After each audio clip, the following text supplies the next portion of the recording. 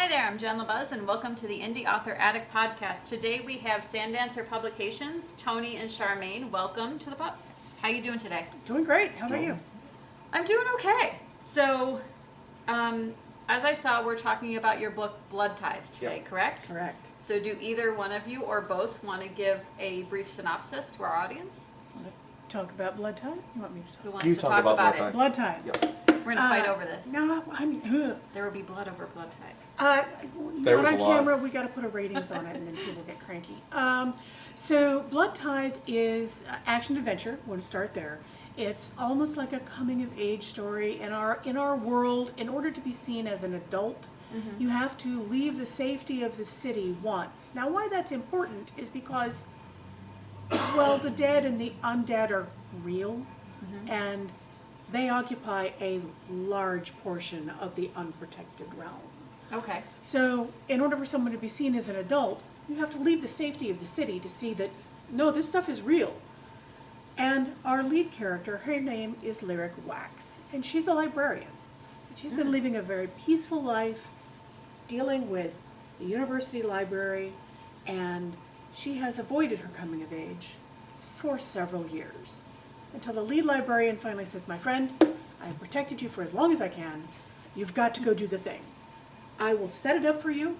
It will be a milk run from A to B. You deliver some stuff, you come back, we set off the paperwork, have your ceremony to die, you're an adult. Okay, fine. She said, I'll even send a couple of people who are trained to deal with the undead with you to keep you safe. Okay, fine. So they bundle themselves up and they get in a cart and they head out to this village that there's never been an incident at. And when they get there, everyone is dead. Oh, it's not just an incident. It's a big incident. Everyone is dead. And now they have to figure out what happened, why it happened, and how they can get back home. I'm just sitting there, it's like, never an incident, and she gets there and Whole town. Killed by something that maybe shouldn't exist in the histories. So, okay, I'm not going to lead into that because I feel like if I keep talking about that, there's going to be spoilers. Things go And we basically tried- from bad to worse. Two words. There's your spoiler. You get that. Okay. So, on that, so we have the main character, Lyrik. Do either of you have other characters like that are favorites? My favorite character is our horrible inquisitor, Jalen Cortez. He is not a nice man, but he's a very effective man. Oh, okay. He's trained to fight the undead by any means necessary. He's a villain by necessity, you might say. Okay, so nobody wants to like him, but he does what he has to do and just lives with that. Okay. And what about you, Tony? What do you like? So one of my favorite characters, oddly enough, did not actually start out as any of the main characters. I like all the characters, but I actually Lupe more, and she's in Bloodtide. You meet her once, and she's coming in the future. She will be there, but I had saw this picture of this woman who did half of a skull. The other part was the paint half of a skull mask, and it was so beautifully done. And it just sat in my head, and that became Lupe. And she's very, very vibrant personality, very, very much in love with life. Yeah. Okay. It's the best way to put it. Our Jalen is an inquisitor. One of his counterpart, Esperanza, is a Voca, which is, I think, divinely touched our magic user in that world. Lupe is much along those lines of Voca herself, but she's just very, very, she's a bright light in a very dark world. Oh, okay. So. And you said she's going to be there's a second book coming? Oh, actually, Bloodtide is the second book. Okay. We have a So third there's book. another one. Yep. With her more in it. No, she's again. We're teasing her. We're teasing. Wow. Yeah. We have plans for Lupe involving her own origin story and and an adventure for her. Yeah. Okay, so keep reading because if you There's heard more. about that character, there's a lot more coming. Yeah. Who was it that said don't name a character? I thought it was Chekhov. Was it Chekhov? Yeah, we were talking I think it about was that. Chekhov. Don't name a character unless they're going to be important. So the characters we name are important, even like the small characters, because what they do come back Okay. and some fashion. So Love it. Okay. So this book, Bloodtide, was a collaborative effort. Correct. How did that work? Do you want Or- to know how it started originally or how it works right now? they're two You different could do monsters. both. So this thing, Once upon a time. this thing called the pandemic happened in 2020, Oh yeah. and You might remember it. Yeah, prior to that, we would game every 2 weeks. Yeah. Yeah, every 2 weeks, either I was usually running a D&D game, and we couldn't see, everyone's boxed in. So during that game, we started, while we were closed up, we couldn't play anymore. Our DM started our characters at a very advanced level, and we're like, well, what happened between a starting character to right before the game started? Like, how did these two characters know each other? So we just started writing, and then soon On a Google Doc. on a Google Doc, Oh, On fun. a shared Google Doc.